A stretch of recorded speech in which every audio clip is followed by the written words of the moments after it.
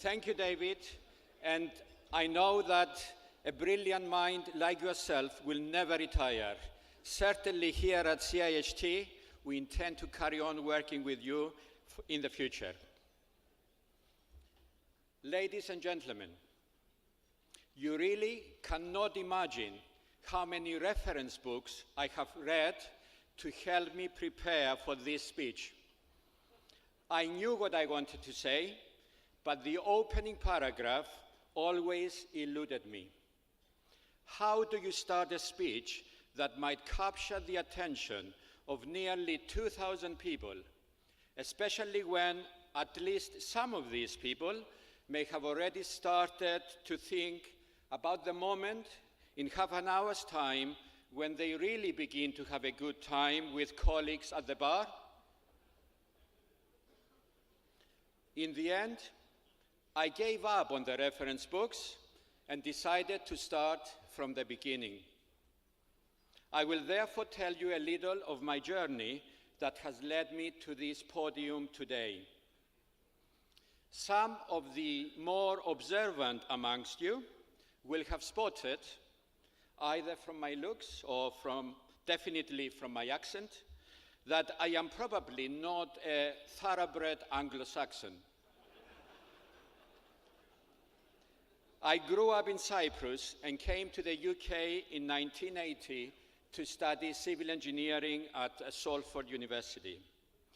During those 3 years, I fell in love with my future wife, who was studying biochemistry at the same university, but also with many facets of my new country. Its grey skies, the dark waters of the river Irwell, which contrasted beautifully with the blue Mediterranean Sea I had been accustomed to, and the ever so light but nevertheless constant drizzle that came down from the Pennines. For a young man recently arrived from Cyprus, it was like home from home. Later, during my master's at Imperial, I learned a few more things about my new countrymen. First, their sense of humor, particularly in the face of adversity. Secondly, and in the context of my new profession, their engineering prowess. I also came to appreciate the English art of understatement, even though those who know me well will attest that this particular English attribute is one that I have failed spectacularly to adopt. After university, I worked initially with Peterbread Associates in Reading, but the bulk of my work has been with Colin Buchanan and Partners. It was there that I learned two important lessons. One, the value of lifelong learning in order to stay at the forefront of our profession. And two, how important it is to enjoy what you do and to have fun doing that. These are the principles that have guided my career, and they are also the ones which are the bedrock of CIHT. In fact, I might go as far as to say that the institution's values and aspirations to be professional, inclusive, collaborative, and progressive, together with the underlying principle of enjoying our work, are part of our DNA. Allow me to give you a few examples of CIHT's work that illustrates our commitment to these values. First, our membership numbers have never been higher. Surely this is worth a cheer?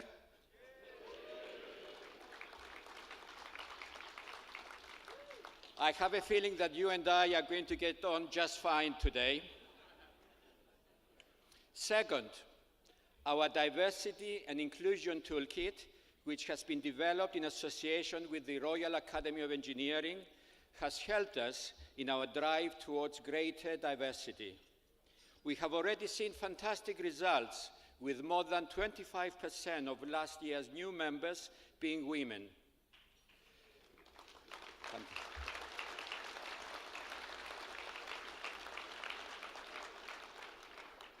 But I know you agree with me, and looking around this room today, that we could do better, and we will. Third, CIHT is taking the lead in helping our industry to produce employees who are suitably skilled now and for the challenging times ahead. We have therefore continued to make awards for different professional qualifications.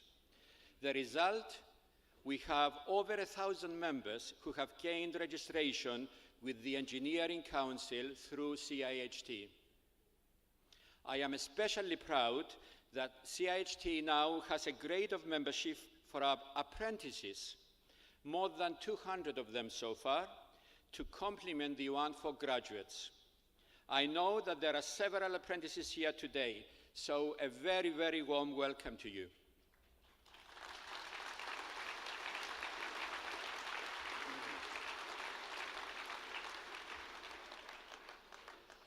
Apprentices are vital if we are to deliver the infrastructure this country needs.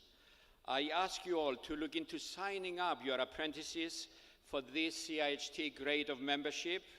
What's more, this membership level is absolutely free.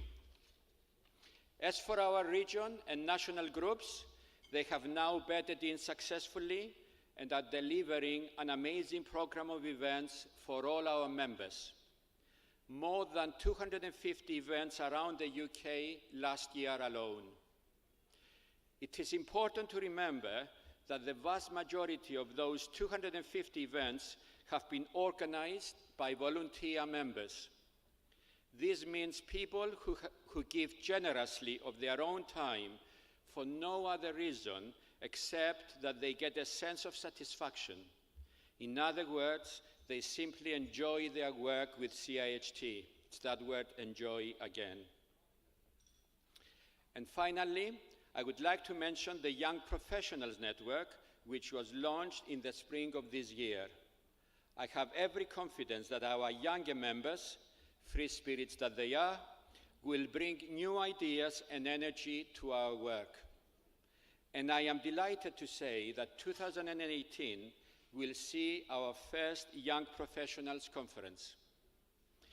2018 will also see the launch of our international strategy, the extension of our corporate partner scheme to include public sector and education partners, the introduction of mandatory CPD, and half a dozen of other major initiatives. Speaking about the future, I would now like to give you some of my own thoughts on how we can shape it. There is no doubt that our institution has grown and done wonderful things so far, but I believe that as a profession, we must aim even higher. We live in a disruptive world, and it is time for our profession to dream bigger and bolder. There are three areas where I want to focus. I've called number one, raise our voice. My own observation during the last 35 years or so working in the industry is that as professionals, we are quite happy to just do our jobs, but we are not very good at celebrating our successes.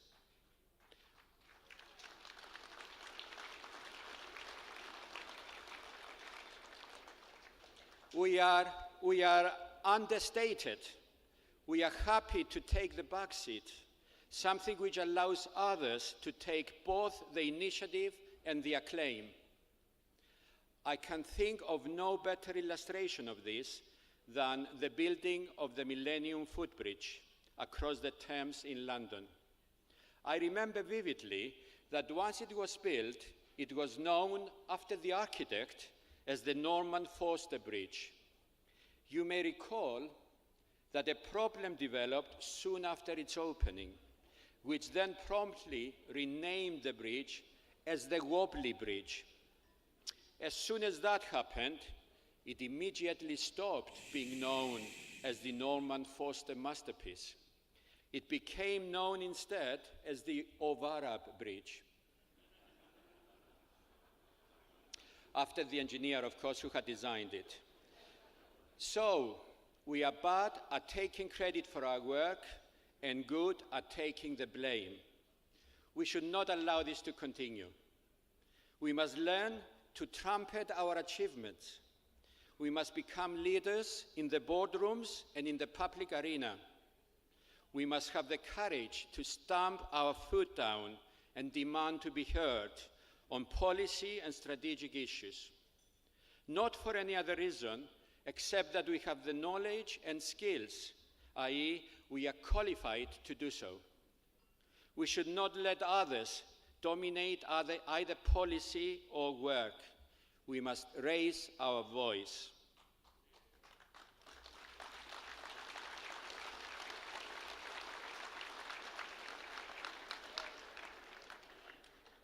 I now come to my second theme, which I've called Spread Our Wings.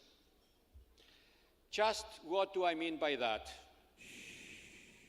Picking up on our past president, Steve Rosel's theme of collaboration, I'd like us to have a lot more to do with other professions, other institutions, the research industry, and in particular, the academic world.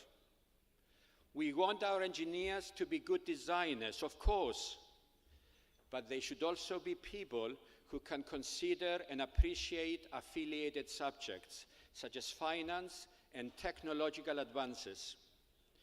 This will ensure that when they start practicing, they will hopefully be more inclined to break out of the traditional confines of highway engineering and to be able to embrace much more readily a wider agenda. I say this because highway engineers of the future need to be very different to what they are today. We only have to look around us to see that the world is changing beyond our imagination. One simple statistic tells the whole story. 90% of the world's data was created in the last 2 years alone. Just look at virtual reality, robotics, driverless cars, artificial intelligence, drones, and so on. All these innovations will change the way we work, as well as the way we live. As a profession, we must prepare for that, and it's clear that we will not be able to do it alone. We must enter new fields, and we must collaborate with IT specialists, data analysts, the security industry. I hesitate to say this, but even lawyers. We must do that. We must spread our wings, because if we don't, we will be marginalized, and worse still, left behind. And now, my final theme, which is creating better places, which is also my presidential theme. Why did I choose this particular theme, and what do I mean by it? My choice has been influenced by my 22 years working with Colin Buchanan and Partners. It was during this time that I came to realize the importance of a holistic approach to transport planning. I also came to appreciate that transport planning and highway engineering is not only about designing roads and following standards blindly. It is actually much more than that. It is about bringing engineers, planners, architects, economists, okay, I will admit it, and lawyers, together in order that through debate, cross-fertilization of ideas, and a lot of soul-searching, we will arrive at a much richer answer for our clients. In that way, our profession is instrumental in building roads, ports, and railways. That's true. But it is also a significant contributor to building the right public spaces, squares, attractive neighborhoods and towns that people would be happy to live in. The conventional wisdom used to be that creating a strong economy came first, and that prosperity and a higher quality of life would follow. I'm here to inform you that absolutely the reverse is true. Creating a higher quality of life is the first step to attracting new residents and jobs. That's very simply because businesses are attracted to a place where people want to live. Therefore, it is better places that lead to a strong economy and not vice versa. My point is that our work does not just build a strong economy. We build societies. Our work affects the environment as well as people's health, mental and physical. In the final analysis, transport planning and highway engineering are extremely important professions as they actually shape the world we live in. I strongly believe that a well-designed place leads to happier people. And unlike angry people who will destroy things, happy, joyous people, there's that word again, joy, those people go on to create civilizations. Therefore, my presidential theme choice is on the one hand a celebration of what we do, and on the other hand a reminder that we must strive as an institution and as individual professionals to create better places. And that is probably a good place to stop. So, I'm going to leave you with a call to arms. As a profession, we have lain low for far too long. In a turbulent and fast-changing world, we must raise our game and we must raise our voice.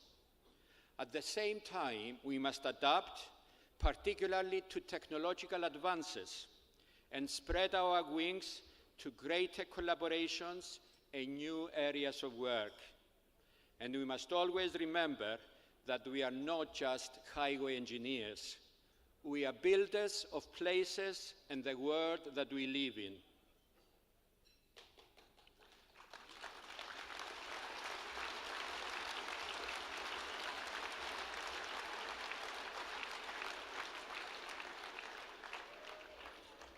But before we rush to do all of that and build the world again, far more important is going to be the next couple of hours when we will seek to enjoy ourselves with friends, colleagues, and perhaps a drink or two at the bar. Before I let you go, there's a few thank yous that I would like to make. Let's see if I can do this without turning this into a Gwyneth Paltrow Oscar speech. To start with, thank you to my wife and all my family who are here today. I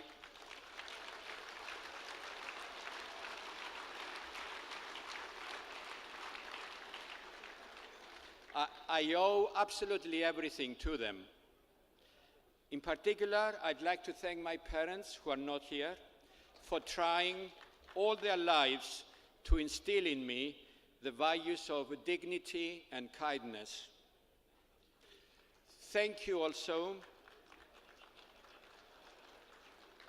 to our CEO, Sue Percy, and her wonderful staff at Britannia Walk, who are doing their best against all odds to keep me in the straight and narrow.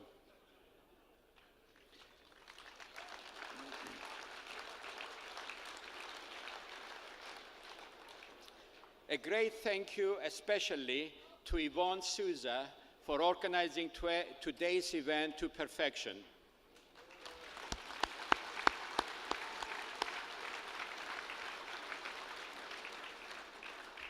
And absolutely finally, I promise, thank you to my brother Kostas for his help and guidance in putting this speech together. I have no hesitation in saying that without his help, this speech would have been done in half the time it actually took.